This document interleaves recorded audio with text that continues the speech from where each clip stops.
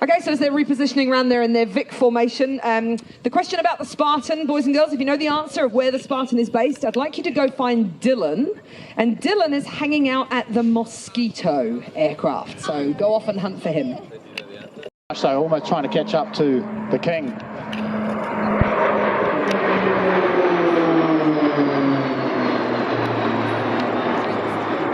As they roll out, what they'll do now is they'll move into the kite roll, and the 4 and 5, as you see, they're just starting to tuck in behind, and they'll create a formation that resembles a kite. So one of the good things about team aerobatics flying isn't just the manoeuvres, it's and he joined the RNZAF in 2011, and he completed his pilot training in 2014, and has primarily spent his time at 40 Squadron flying the C-130 Hercules.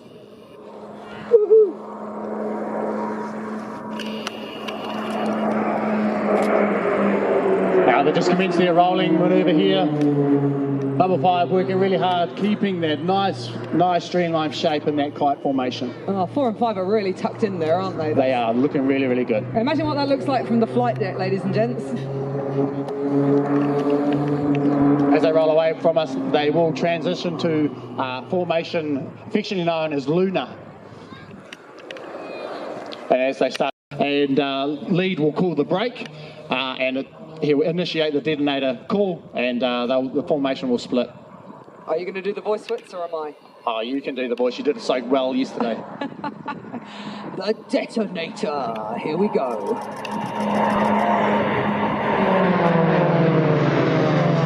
Oh, that is very cool looking. Now what the team will do is to keep the action out in front.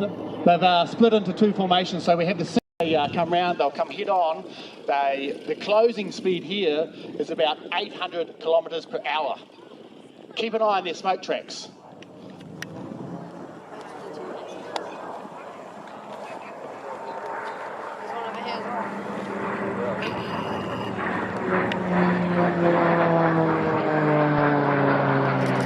And now they break into the carousel where they will do an opposition pass, keeping this tight turn in about 4 Gs.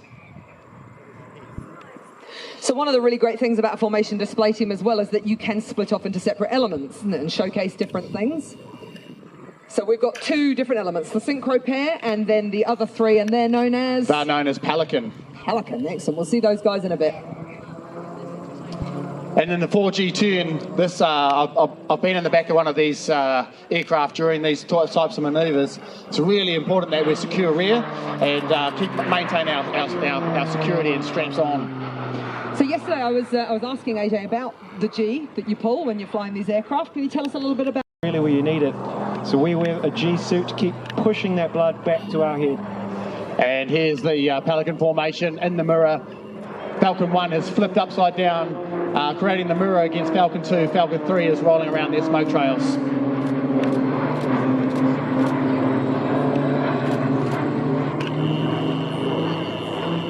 Falcon 3 today is Squadron Leader Hamish Reichardt, another member from 3 Squadron.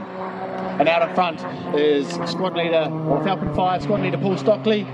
He is going to conduct the solo display portion of the... There you go, boys and girls. If you wanted to ask a pilot a personal question, just ask them how tight their pants are when they fly.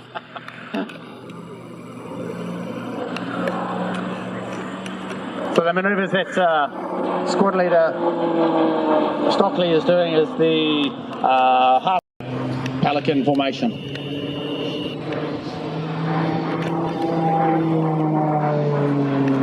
Paul Stockley joined the RNZAF in 1987.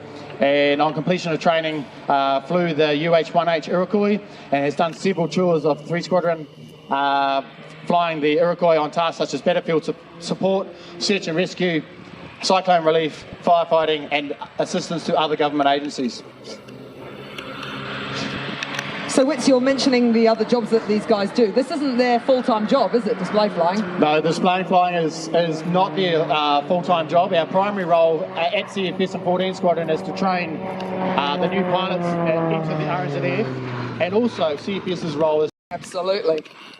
And to our right, ladies and gentlemen, is the Pelican formation, who just completed the ripple roll. And now they go into a line of stern tail chase.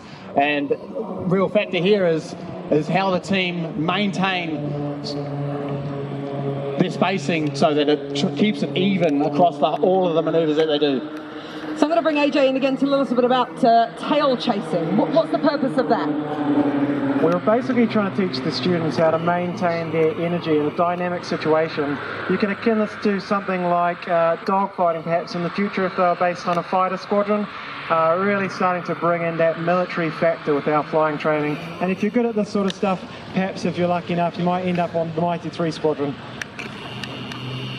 Lots of tail chasing done in helicopters, hey AJ? And on that, we've got to give a massive shout out to the A109 that started up down there, 3 Squadron, and the RNZAF ground team working pretty hard down there throughout the weekend. So how hard is it to maintain your spacing when you're flying like this? Nice photo for the partners and the loved ones back home, or for your neighbour next to you. Thanks, Kate.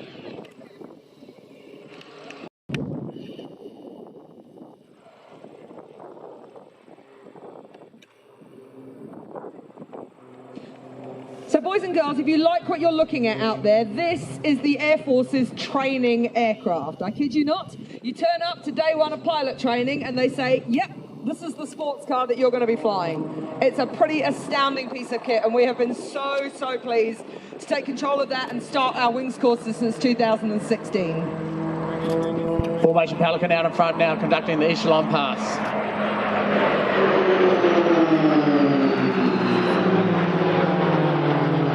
As they turn away of the RNZAF Black Falcons. At some point, at a point when they're about to turn in, I'll let you have a listen into Falcon. Type of military pilot that we want out of the end of it. Ladies and gentlemen, get your cameras ready for this one. And let's listen into Falcon 1. 3, 4, 5. Back. Go.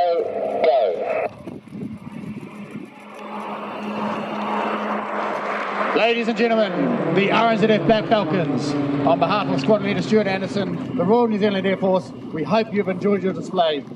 Check us out on Facebook, the RNZAF Black Falcons, and also our Instagram page. It's been an absolute pleasure being here this weekend. Enjoy the rest of your Easter, and thanks very much, Kate. Always a pleasure.